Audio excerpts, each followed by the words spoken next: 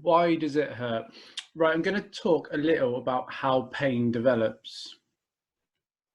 So what is pain? Firstly, it's important to understand what pain isn't. So as you can see, there's no such thing as a pain receptor. What we do have is various receptors which are looking for various stimuli such as pressure, temperature, or chemical change.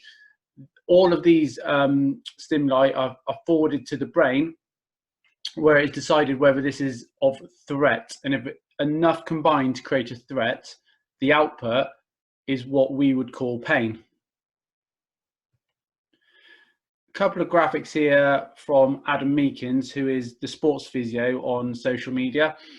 So it's important to understand that damage and pain are not the same thing. We can see here that 68% of people presented with knee cartilage damage and had no pain. And similarly, we have 50% plus of people in their 40s here who had a disc bulge and again had no pain. So we know that damage and pain do not always correlate. In 1980, Mountcastle suggested that pain is a sensory experience evoked by stimuli that injures or threatens to destroy tissue. This actually stems from a much older theory from 1646 by René Descartes. And our understanding of pain science has jumped more in the last 20 years than the previous 200, 400, should I say. So other things we know, much as we understand placebo is a substance or a treatment with no active therapeutic effect, but has a positive effect due to the expectation, we also have nocebo, which is where we have negative expectation and leads to a negative effect. So we know that these scary names that are often associated with scans, such as bulging, degenerative, these create a credible evidence of danger. And we know that negative words, such as pain and sting, used to describe sensations prior to a potentially painful procedure, has been shown to increase pain. So this is what we call catastrophizing, and this study looks at successfully manipulating pain using the words we use. And this is often seen in clinics as well. Who's been told or knows someone that's been deep in years of treatment, and they've been told by their therapist it's going to take a number of sessions. This is what we would call catastrophizing, creating a nocivic effect to induce more treatment. So pain and stress, we know has a symbiotic relationship where pain leads into stress, stress leads into pain. And it's that word, the perception, that keeps popping up. So why is perception important? Primarily because we can change that perception and we can shift the focus or inattentional blindness. So for most people here, this is a screen full of squares. But over time, as you shift your attention, the circles or the semicircles become more apparent.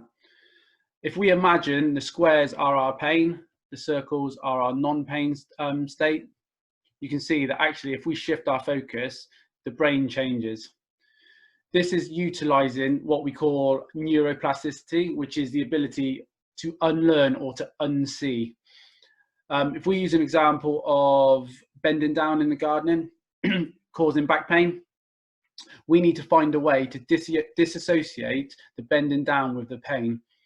Donald Hebb said that neurons that fire together wire together. So the bending down and the pain are wiring together. Those two neuronal effects are wiring together and creating the pain. So we need to fire apart and wire apart.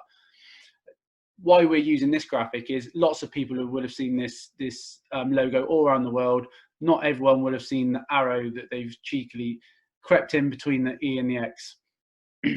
Once you have seen it, it's very hard to unsee it. So again, what we're doing is we're using or utilizing that neuroplasticity to unsee that arrow or unsee the pain. Is it all in my head? Pain is a very real, unique, complex and multifactorial experience for everyone. So while it is happening inside your head, it doesn't make it any less real at all. So we are not saying that it is all in your head at any point. So body maps, this is how your brain sees your body. Various parts of your body utilize larger parts of your brain, which means that ultimately your brain sees you like this, where we have lots of nerve innervation in the hands and the lips and the mouth, and a lot less in the lower back, for example. So unfortunately, this is how your brain sees you. So what can we do to change our pain? Brains always like novel or new stimuli, and that's why there's always a quick but often transient response to treatments such as having your back cracked, having sports massage or acupuncture or cupping. There's generally an increase in how you feel after those, but like I say, it's normally an incredibly transient benefit, because the brain just likes this novel or new stimuli. We can see, if we look at a further stage up on the treatment list, a 629% increase in epidural injections, but pain rates keep escalating. So again, it's that new or novel experience or stimuli to the brain has an acute effect, but not a long-lasting effect. And so people get themselves on this roundabout of treatment where they're going for treatment every 2, 3, 4 weeks, and we need to find a way to get off that roundabout. So like I say, clinically, I will use these treatment modalities. So do joint mobilization, soft tissue therapies, they all have their place. But what we know is that active movement therapies create better function by achieving long-term change to the brain via repetition. So by recreating good, pain-free or pain-less movements, we create a bigger, longer lasting change to pain.